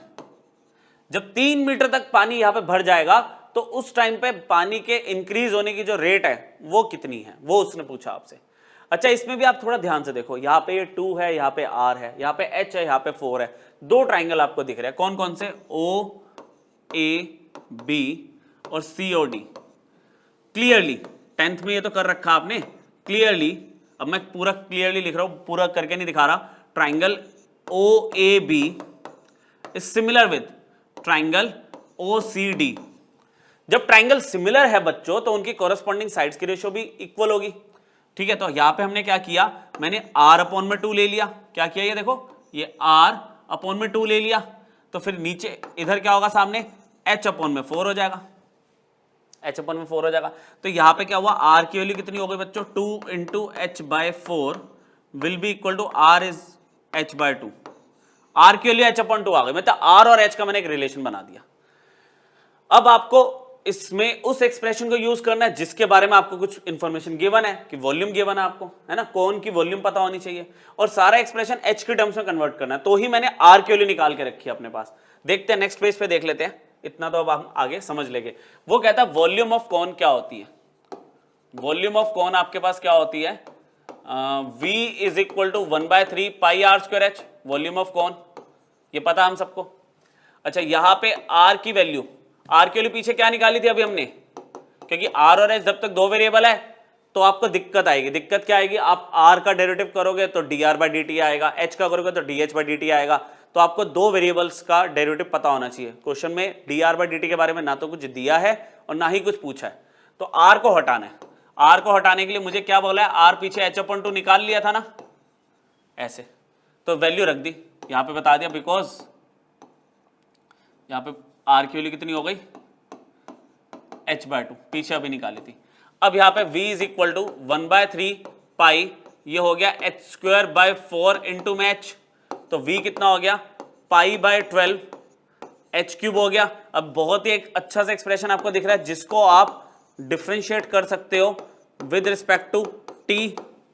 v का डेरिवेटिव किया विद रिस्पेक्ट टू t तो dv बाई dt आ गया, पाई बाय 12 तो कांस्टेंट है, h क्यूब का डेरिवेटिव किया तो 3h स्क्वायर, और फिर h का करा तो dh by dt chain rule से। एच क्यूब का 3h स्क्वायर और h का dh/dt। अब देखते हैं वैल्यूज। dv/dt की वैल्यू क्या दी थी, वेरीफाई कर लो, 2 मीटर क्यूब पर मिनट, ठीक है। dv/dt की वैल्यू, dv/dt की वैल्यू मैं 2 रख रहा हूं यहां पे, इक्वल टू, अच्छा 3 से 12 कैंसिल हो गया तो π/4 बचा, h का स्क्वायर और dh/dt। क्लियर, यहां तक क्लियर हो गया। अब इसमें क्या किया हमने, थोड़ी सी वैल्यूज को शिफ्ट किया तो क्या हुआ, 4 ऊपर चला गया, 8/π h का स्क्वायर इक्वल टू dh/dt। आपसे dh/dt कब पूछा था, जब उसकी डेप्थ या जो उसकी हाइट है वो 3 मीटर थी। करे वेरीफाई, ये देखो dh/dt जब हाइट हमारी 3 मीटर हो गई थी तो आपको h 3 मीटर दे दिया, आप लिखोगे यहां पे at h equal to 3 metre, 3 metre है ये, ठीक है। तो dh/dt कितना होगा, लेफ्ट में लिख लेते हैं dh/dt को, 8π3 का स्क्वायर। तो dh/dt कितना हो गया, 8/9π मीटर पर मिनट। यूनिट्स वही यूज करना जो दी हुई है, नहीं दी तो आप स्टैंडर्ड यूनिट लोगे। ये देखो ना, रेट क्या था, मीटर था, मतलब कोई जो अगर डायमेंशन है वो मीटर में है और वो पर मिनट के हिसाब से देख रहे थे हम। तो यहां पे क्या बोल रहे हैं, जो हाइट है वो इंक्रीज हो रही है एट दिस रेट, पॉजिटिव आ रहा है ना, तो ये भी इंक्रीजिंग इन नेचर है। हाइट आपकी इंक्रीज हो, क्योंकि पानी भरता जा रहा है, हाइट इंक्रीज होती जा रही है, इस रेट पे इंक्रीज हो रही है, ठीक है। एक बिल्कुल सिमिलर क्वेश्चन आपका एनसीईआरटी में दिया हुआ है 6.1 में, 12th क्वेश्चन है, वो मैं आपको फटाफट करवा देता हूं, ठीक है, वो फटाफट करवाता हूं। बिल्कुल सिमिलर क्वेश्चन है, वहां पे पानी डाल रहा था, यहां पे मिट्टी बाहर निकल रही है एक पाइप से। पढ़ते जरा question, sand is pouring from the pipe at the rate of 12 centimetre cube per second, the falling sand forms a cone on the ground. अच्छा, ये जो ग्राउंड, अब देखो ना, अगर मान लो एक पाइप है, पाइप से मिट्टी गिर रही है नीचे, तो कह रहा है कि भाई नीचे ना एक कोन बना रही है, ये एक कोन बना रही है यहाँ पे, ठीक है। मिट्टी जब गिरी, यहां से गिरी मान लो, एक कोन बना, उसमें कह रहा है जो हाइट ऑफ द कोन है वो 1/6 है रेडियस ऑफ द बेस के। तो कितना फास्ट इसकी हाइट इंक्रीज हो रही है, ऐसे बढ़ता जा रहा है ना, पहले छोटा कोन फिर बड़ा कोन है, बढ़ता जा रहा है। तो कह रहा है इस कोन की हाइट कितनी इंक्रीज होगी, किस रेट से इंक्रीज होगी, जब हाइट 4 सेंटीमीटर गिवन है। क्या करते हैं बच्चों, वो क्वेश्चन हम कर चुके हैं, तो इसको फटाफट देखें। मुझे इसमें dv/dt दिया हुआ है 12 सेंटीमीटर क्यूब पर सेकेंड, मुझे बोला गया है जो हाइट है वो 1/6 है रेडियस के, मतलब जो मैंने सिमिलर ट्रायंगल कॉन्सेप्ट लगाया था वो हमारा स्किप हो गया, ये मुझे गिवन थी, ये वैल्यू मेरे पास गिवन है, ठीक है। h की वैल्यू मुझे 1/6 ऑफ रेडियस दी हुई है, पढ़ लूं, हाँ बिल्कुल ठीक है। कह रहा है आप टू फाइंड में अगर जाते हो, टू फाइंड, तो भाई dh/dt मुझे निकालना है कब, जब हाइट कितनी है 4 सेंटीमीटर। बच्चों इसमें कोई डाउट ही नहीं है, इसमें कोई डाउट ही नहीं है, इसमें कोई ट्राइंगल वाला पार्ट तो लेना नहीं है, ये r है ये h है ना। मैंने क्या किया, इसमें r और h वेरिएबल पहले से ही क्वेश्चन में इन्वॉल्व कर लिया मैंने, मैं सीधा चला गया, ठीक है। ये तो गिवन था आपका, ये गिवन था, सीधा चला गया भाई कि जो एक्सप्रेशन मुझे गिवन है, volume of cone, volume of cone कितना है, v is equal to 1/3 pi r square h। अच्छा, क्वेश्चन में मुझे h चाहिए, तो मैं वैल्यू किसकी सब्स्टिट्यूट करूंगा, r की। यहां पे r की वैल्यू क्या बन रही है 6h, तो r की वैल्यू मैंने यहां पे क्या रख दी 6h का होल स्क्वायर। तो v मुझे क्या मिल गया 1/3 पाई, यहां पे आ गया 36 h का स्क्वायर इंटू में h, 3 से 36 कैंसिल हो गया, तो v कितना मिल गया, 3 से 36 कैंसिल हुआ तो v कितना मिला 12 पाई h क्यूब, h स्क्वायर और h क्यूब बन गया। मैंने डिफरेंशिएट कर भी दिया, अब इसमें ज्यादा वेट करने की जरूरत नहीं है, डिफरेंशिएट t की रिस्पेक्ट में ही करोगे क्योंकि dv/dt दिया हुआ है। तो यहां पे dv/dt लिया, 12 पाई कांस्टेंट है, h क्यूब का क्या होगा 3h स्क्वायर dh/dt। क्लियर। अब dv/dt की वैल्यू आपको गिवन है 12, dv/dt की वैल्यू 12 गिवन है, यहां पे है 12 पाई, मल्टीप्लाई नहीं कर रहा मैं अभी, 3h स्क्वायर और dh/dt। मुझे dh/dt निकालना है, तो जो सारी वैल्यूज है उसको मैं नीचे भेज दिया यहां पे 12 के पास, 12 पाई 3h का स्क्वायर dh/dt। तो फाइनली मुझे dh/dt क्या दिख रहा है बच्चों, 12 से 12 कैंसिल हो गया, 12 से 12 कैंसिल हो गया, ये आ गया 3 पाई h का स्क्वायर। और फाइनल मुझे बोला गया था dh/dt कब निकालना है, जब h 4 है, व्हेन h की वैल्यू 4 सेंटीमीटर है बच्चों, व्हेन h की वैल्यू 4 सेंटीमीटर तो dh/dt कितना होगा 1/3 पाई 4 का स्क्वायर, तो dh/dt कितना हो गया 4 का स्क्वायर आपको हो गया 16 into 3 48 पाई, यूनिट क्या लगाओगे सेंटीमीटर क्यूब था ना, तो यूनिट सेंटीमीटर में होगी क्योंकि हाइट है तो एक ही होगा सेंटीमीटर पर second. Height is increasing at the rate of 1/48 pi centimetre पर सेकंड। तो सिमिलर क्वेश्चन था, स्पीड में खत्म कर दिया हमने, ठीक है, यहां पे बल्कि हमारा टाइम कम लगा। तो अगर क्वेश्चन वैसे आता है जिसमें रिलेशन नहीं दिया आर और एच का, उसमें सिमिलर ट्रायंगल लगा के हमने निकाल लिया। इसमें रिलेशन दिया था तो डायरेक्टली सब्स्टिट्यूट कर दिया, यूज हो गया वो डायरेक्टली, ठीक है। चलो एक आध क्वेश्चन हो रहा है क्या बच्चों, एक आध क्वेश्चन है बस करके खत्म करते हैं इसको। इसके बाद हाँ वो सर्च लाइट वाला भी है हमारे पास। यहाँ पे इस क्वेश्चन में देखते हैं, आपको इसमें बोल रहा है कि भाई दो एंड है ए और बी एक रोड के of length √5, a sliding along the curve y is equal to 2x²। अच्छा y इक्वल टू 2x² का कर्व आई थिंक आपको पता होगा, पैराबोला है ना, ऐसे y is equal to 2x²। कह रहा है एक्स ए और x B be the coordinate of the ends, A और बी दो एंड है ना, मान लो एक एंड आपके पास ए है दूसरा एंड आपके पास बी है ऐसे। तो उसमें कह रहा है जो एक्स कोऑर्डिनेट है ना इस ए एंड का वो तो हो गया एक्स ए, और अगर मैं बात करूं तो y क्या होगा y ऑफ ए होगा, ऐसे ले लो।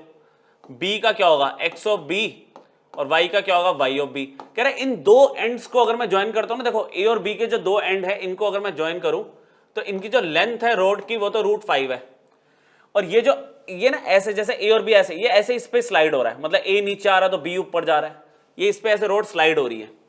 कह रहा है अगर a 0,0 है, a अगर 0,0 है, a यहां पे आ गया 0,0 तो b 1,2 पे चला गया, तो आपको कह रहा है आप एक्स बी का डेरिवेटिव बताओ with respect to x A. क्या चीज है ये, क्या पूछ लिया, एक्स बी का derivative with respect to x A. देखो जब तक एक्स बी और एक्स ए का रिलेशन ही नहीं होगा आप आगे कैसे बढ़ोगे। अच्छा कर्व आपको क्या दे दिया y is equal to 2x², ये कर्व आपका पैराबोला है ना, पैराबोला वर्टिकल पैराबोला। अब यहां पे मुझे जो दिख रहा है एक्स ए और एक्स बी का रिलेशन एक ही कंडीशन में बन सकता है, डिस्टेंस फॉर्मूला, ठीक है। स्टार्ट कर रहा हूं मैं यहां पे डिस्टेंस फॉर्मूला, मुझे दिख रहा है ए बी की लेंथ कितनी दी है √5, तो बच्चों ए बी का स्क्वायर कितना होगा सिर्फ 5, okay. A B distance formula x A minus में आप लिखोगे एक्स ए माइनस में एक्स बी का whole square plus y A minus में वाई बी का होल स्क्वायर इक्वल टू 5। अच्छा एक्स ए और एक्स बी का रिलेशन बनना शुरू हो गया, ठीक है, इसको अच्छे से लिख देता हूं मैं, एक्स ए माइनस में एक्स बी का होल स्क्वायर। अब बात आ रही है कि y और y भी इन्वॉल्व हो गया तो दिक्कत आएगी, तो हम एक काम करते हैं ना, देखो आपको पता है कि अगर ये y a इस कर्व पे लाई कर रहा है, ध्यान से सुनना, अगर x a और y a की बात कर रहा हूं तो मैं कह रहा हूं कि अगर x मेरा x a है, अगर x को मैंने x a ले लिया तो y की वैल्यू क्या होगी, y की वैल्यू क्या होगी y a, और जिसकी वैल्यू क्या बन रही है 2xa का स्क्वायर। नहीं समझे, मैंने यहां पे एक्स ए रखा तो मुझे वाई ए मिल गया ना, एक्स ए की कोरस्पॉन्डिंग ही तो है वाई ए की वैल्यू, तो यहां पे इस कर्व को सेटिस्फाई कर रहा है ना ये पॉइंट, तो पॉइंट को इसमें सब्स्टिट्यूट कर सकता हूं, ये जो पॉइंट है इस कर्व के ऊपर ही तो है, तो अगर मैं एक्स की जगह एक्स ए रख दूंगा तो मुझे वाई ए मिल गया, तो वाई ए की वैल्यू बच्चों मैं डायरेक्टली लिख रहा हूं, देखना जरा ध्यान से, ये x A minus x B के होल स्क्वायर में कोई चेंज नहीं है, वाई ए की जगह मैं लिख रहा हूं ट्वाइस एक्स ए का स्क्वायर, ट्वाइस एक्स ए का स्क्वायर। सिमिलरली वाई बी की वैल्यू सोचना, वाई बी की वैल्यू सोच के बताओ, अगर मैं एक्स बी रखूंगा यहां पे तो वाई बी मिल जाएगा, तो मेरे पास वैल्यू आ जाएगी ट्वाइस एक्स बी का स्क्वायर इक्वल टू 5। अच्छा उसके बाद देखो ये स्क्वायर तो लगा हुआ है, यहां पे 2 कॉमन आ रहा है ना, यहां पे मेरे पास क्या हो रहा है 2 कॉमन आ रहा है, एक्स ए माइनस में एक्स बी का होल स्क्वायर, जब मैं 2 कॉमन लूंगा तो बाहर स्क्वायर था तो 4 बन के वो वहां रहेगी वैल्यू, एक्स ए का स्क्वायर माइनस में एक्स बी का स्क्वायर इक्वल टू 5। अब मुझे बताना है डी एक्स बी अपॉन में डी एक्स ए, मतलब मुझे जो डिफरेंशिएट करना है विद रिस्पेक्ट टू ए करना है। ठीक है, यहां पे मैंने क्या किया, डिफरेंशिएट किया विद रिस्पेक्ट टू वेरिएबल जो है मेरे पास एक्स ए है, तभी तो डेरिवेटिव विद रिस्पेक्ट टू ए आएगा। डेरिवेटिव कर रहा हूं मैं एक लाइन में, देखना बच्चों ध्यान से। पहले तो पावर का किया, पावर आगे आ गई, एक कम हो गई, पावर आगे आ गई, एक कम हो गई। फिर ब्रैकेट का करना शुरू किया, एक्स ए का derivative with respect to x A 1 हो जाएगा, एक्स ए का डेरिवेटिव। अच्छा इसको एक काम करूं, मैं कोई सिंबल ले लूं, है ना, इतना बड़ा क्या लिखेगा, कैपिटल डी ले लिया मैंने इसे। तो देखो मैंने एक्स ए का derivative with respect to x A करा तो 1 हो गया। जैसे एक्स का derivative with respect to x 1 होता है, तो एक्स ए का derivative with respect to x A 1 हो गया। अच्छा एक्स बी का डेरिवेटिव, एक्स बी का derivative with respect to x A क्या लिया मैंने, डी ले लिया, तो यहां पे डी आ गई वैल्यू ऐसे, प्लस 4 ऐसे ही रहेगा। इसका डेरिवेटिव यहां पे स्क्वायर रह गया, बार बार रह रहा है स्क्वायर, ध्यान रखना। इसमें भी क्या हुआ, पावर आगे आ गई, आपकी पावर आगे आ गई और एक कम हो गई। फिर चेन रूल से एक्स ए का स्क्वायर का डेरिवेटिव करना, किसकी रिस्पेक्ट में कर रहा हूं, एक्स ए की रिस्पेक्ट में, तो आ जाएगा 2 टाइम्स एक्स ए, बस भाई एक्स स्क्वायर का 2x होता बस, तो एक्स ए स्क्वायर का क्या हुआ, 2x ए स्क्वायर हो गया, माइनस में 2xb डॉट एक्स बी का करा विद रिस्पेक्ट टू एक्स ए, तो कैपिटल डी आ गया, कैपिटल डी ले लिया, इक्वल टू 5 को हो गया 0, बस 5 को हो गया 0। ठीक है, तो अब इसको कंप्लीट कैसे करेंगे इतने बड़े एक्सप्रेशन को। आपको कह रहा है यार a का x कोऑर्डिनेट कितना दिया हुआ है, a का x कोऑर्डिनेट कितना दिया हुआ, मुझे ये वैल्यू कब निकालनी है, डेरिवेटिव किस पे निकालना है, जब a का x कोऑर्डिनेट 0 है और b का x कोऑर्डिनेट कितना है, b का x कोऑर्डिनेट कितना है 1। कह रहा है xa और xb की वैल्यू को आप रख दो, रखे जरा ट्वाइस कैलकुलेशन ध्यान से, xa की वैल्यू 0, xb की वैल्यू 1। अच्छा ये 1 माइनस डी है, ठीक है, ये 0 नहीं है, मैं बना देता हूं बढ़िया सा डी, ये 1 माइनस डी। अच्छा 4 इंटू 2 8 हो गया, 4 इंटू 2 8 हो गया। एक्स ए का स्क्वायर मतलब 0 का स्क्वायर 0 रहेगा, एक्स बी 1 है, 1 का स्क्वायर 1 हो गया। फिर आगे भी है ट्वाइस एक्स ए तो 0 हो गया, minus twice 1 into D equal to 0 चल रहा है। ठीक है, ये मिक्स मत कर देना, वर्किंग चल रही है भाई, ये सही है। 2 into 1 into D equal to 0। चलो अब इसको देखते हैं, ये 0 था, ये 0 है, तो यहां पे कितना हो गया -2, 1 माइनस में डी, यहां पे हो गया माइनस में 8, ये 0 हो गया, माइनस में 2d हो गया। देखते हैं क्या आ रहा है आंसर, यहां पे बन गया आपका -2 प्लस 2d, ये हो गया आपका प्लस 16d इक्वल टू 0। ये आपके पास आ गया 18d और 2 उधर चला गया, d की value 2/18 which is equal to 1/9, और d क्या लिया था, derivative of x b with respect to x a, आपके पास 1/9 आ गया बच्चों। तो जितने टाइप के क्वेश्चन बन सकते हैं हमने ऑलमोस्ट कंप्लीट कर लिया, ऑलमोस्ट। ठीक है, समझ आया, डिस्टेंस फॉर्मूला लगाया, y का डेरिवेटिव में हम लोग कंफ्यूज ना हो तो y की वैल्यू पहले से ही हमने x a और x b के टर्म्स में रख दी। उसके बाद इसको सिंप्लीफाई करने से अच्छा भाई जो वैल्यू दी है उनको डायरेक्टली पुट कर दो ना। ठीक है, देखिए लास्ट क्वेश्चन देखते हैं बच्चों लेक्चर का, और रेट मेजर आपका खत्म हो गया। ठीक है, इसके अलावा और कुछ करने की जरूरत नहीं है, एनसीईआरटी एक बार देख लेना, एग्जाम्पलर एक बार देख लेना, सारे क्वेश्चंस एक बार में हो जाएंगे, कॉन्सेप्ट मैंने आपको सारे बता दिए। लास्ट एक क्वेश्चन देखते हैं, कह रहा man walks along a straight path at a speed of 4 feet per second. ठीक है, मतलब एक स्ट्रेट पाथ है, एक आदमी इस पे चल रहा है, इतनी स्पीड से चल रहा है।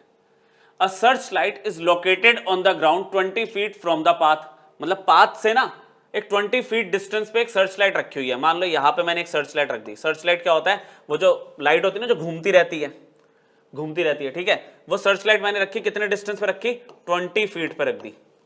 ठीक है, कह रहे एक आदमी जो यहाँ पे चल रहा था, ये सर्च लाइट ना उस पर फोकस कर रही है, is kept focused on the man. एक सर्च लाइट रखी है, अब आदमी अगर यहाँ पे है तो सर्च लाइट इज यहाँ पे है, मतलब समझ रहे हो, यहाँ पे अगर आदमी है तो सर्च लाइट ऐसे लाइट डाल रही है, आदमी इधर चला गया तो सर्च लाइट इधर आ गई, उसको फोकस कर रही है। मतलब वो आदमी के साथ साथ चल रही है। अच्छा अगर यहां पे फोकस कर रही थी तो एंगल कितना था, ये थीटा, यहां पे फोकस किया तो एंगल बढ़ गया, आगे फोकस किया तो एंगल और बढ़ गया। समझ रहे हो, एंगल चेंज हो रहा है क्योंकि रोटेट कर रहा है, वो रोटेट कर रहा है। तो फिर से जो फिगर हमने बनाई, यहां पे हमने ले लिया m, ठीक है, यहां पे मैंने ले लिया सर्च लाइट की पोजीशन 20 फीट नीचे, मतलब डिस्टेंस लिया, वर्टिकल डाउन लेने की जरूरत नहीं है, मतलब आप इसको ऐसे बाहर समझ सकते हो कि 20 फीट ऐसे है।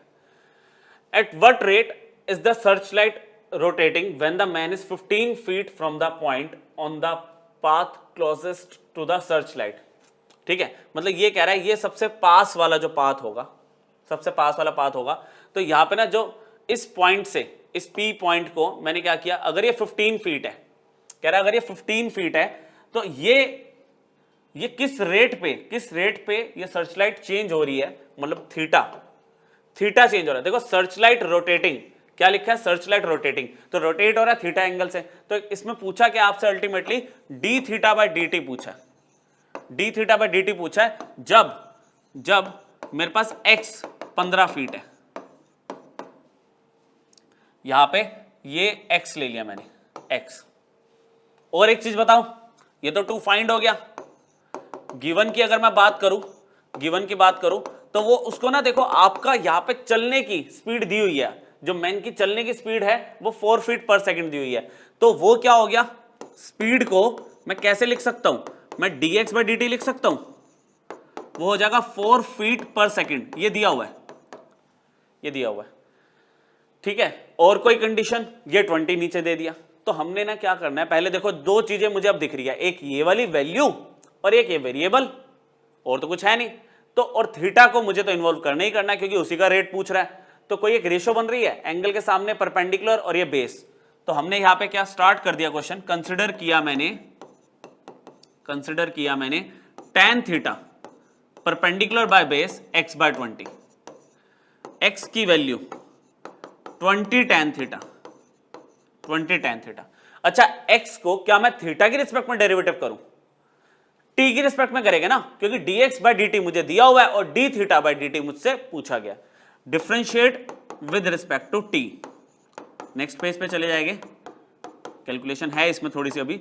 dx बाय dt, x का तो dx बाय dt हो गया, 20 ऐसे ही रखा, और tan थीटा का क्या हो गया, sec स्क्वायर थीटा इनटू में d थीटा बाय dt भी तो होगा बच्चों, ये भूलना मत, थीटा का भी तो करोगे with respect to t।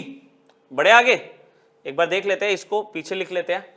dx bye dt मेरे पास कितना आया है, dx बाय dt मेरे पास आ गया है 20 sec स्क्वायर थीटा इनटू में d थीटा बाय dt। भाइयों dx बाय dt पीछे दिया था, dx बाय dt मुझे दिया 4, ठीक है, dx बाय dt मुझे 4 दे दिया, मैंने वो 4 यहां पे रख दिया, 4 equal to 20 sec square theta d theta by dt। अगर मैं ध्यान से देखूं तो ये हो गया 4 by 20 sec square theta equal to d theta by dt। चलो तो d थीटा बाय dt की वैल्यू मुझे कितनी मिल गई, 4 बाय 20 कैंसिल हो गया, 1 बाय 5 आ गया, और sec स्क्वायर थीटा को मैं cos स्क्वायर थीटा लिख दूं। अगर अब मुझे cos थीटा की वैल्यू मिल गई तो d थीटा बाय dt मिल गया, d थीटा बाय dt मिल गया। इसको यहां पे बात कर लेते हैं, ये क्या था, ये 20 था, ये आपका थीटा था, और उसने d थीटा बाय dt कब पूछा है, उसने कब पूछा है, जब ये डिस्टेंस, ठीक है, मैं यहां पे लिख रहा हूं when x 15 फीट, ये क्वेश्चन में था, आप पढ़ लो ध्यान से, d थीटा बाय dt देखो कब पूछा था, जब x 15 फीट है, मतलब इस पॉइंट से इस मैन का जो डिस्टेंस है अगर 15 फीट है, तो आपसे d थीटा बाय dt पूछा। कह रहा अगर x तुम 15 ले रहे हो तो भाई पाइथागोरस से, ये तो 90 है ना, पाइथागोरस से ये निकाल लो, 25 आएगा, करने की जरूरत तो नहीं है, ये 20 गिवन था, अगर मैं इसको 15 ले रहा हूं तो पाइथागोरस से 25 आ रहा है, पाइथागोरन ट्रिपलेट, ठीक है। तो इसको अगर मान लो मैं इसको L ले रहा हूं तो L मेरा मान लो 25 आ गया। और अब अगर तुमसे मैं बोलूं cos थीटा निकालना, बेस अपॉन हाइपोटेन्यूज, भाई थीटा के हिसाब से बेस तो हो गया 20, ये परपेंडिकुलर हो गया, बेस हो गया ये, और ये हो गया हाइपोटेन्यूज 25, वैल्यू कितनी आ गई 4/5, बन गई बात। जब x 15 फीट था तो cos थीटा ये निकाल लिया मैंने, है ना, इस बिना x के ये वैल्यू तो मिलनी नहीं थी, और ये वैल्यू ना मिलती तो हाइपोटेन्यूज कैसे होता cos थीटा का। तो अब therefore D theta by D T बच्चों आपके पास 1/5 cos स्क्वायर थीटा था, जिसको मैंने 4/5 का स्क्वायर ले लिया, तो आंसर आ गया 16/125 D theta by D T. अगर कैलकुलेशन करना चाहो तो कर देना, 0.128 आ रहा है। अच्छा, ये एंगल चेंज हो रहा है, एंगल चेंज हो रहा है, वो भी क्या मीटर सेंटीमीटर में, तो इसको रेडियन लिया जाएगा, डिग्री मत लेना गलती से भी। रेडियन पर टाइम किस में दिया हुआ है, मिनट में, सेकंड में, पर सेकंड, पर सेकंड। तो आपका जो ये रोटेशन था सर्च लाइट का वो चेंज हो रहा है एट दिस रेट। समझ आया? तो जितने बच्चों क्वेश्चंस बन सकते थे हमने सारे डिस्कस कर लिए इसमें। आपने सिमिलर ट्रायंगल का कॉन्सेप्ट इसमें लगा लिया, ट्रिग्नोमेट्री का कॉन्सेप्ट इसमें लगा लिया। यहां पर एक मिनट, यहां पर ये जो लास्ट क्वेश्चन है इसमें फिर पाइथागोरस लगा के फिर ट्रिगो कॉन्सेप्ट लगाया। तो मतलब ये मैक्सिमम लिमिट है आपके क्वेश्चंस की। इनको एक बार अच्छे से रिवाइज कर लेना और प्रैक्टिस कर लेना, ठीक है। कहाँ से? एनसीईआरटी एग्जाम्पलर, ठीक है, यही बहुत है आपका। और जो क्वेश्चंस मैंने करा दिए इससे आपके मेंस के क्वेश्चन भी निकल जाएंगे, ठीक है। तो बस इतना ही करते हैं। नेक्स्ट क्लास में बच्चों हम लोग इसका टेंजेंट एंड नॉर्मल स्टार्ट करेंगे, ठीक है। Thank you.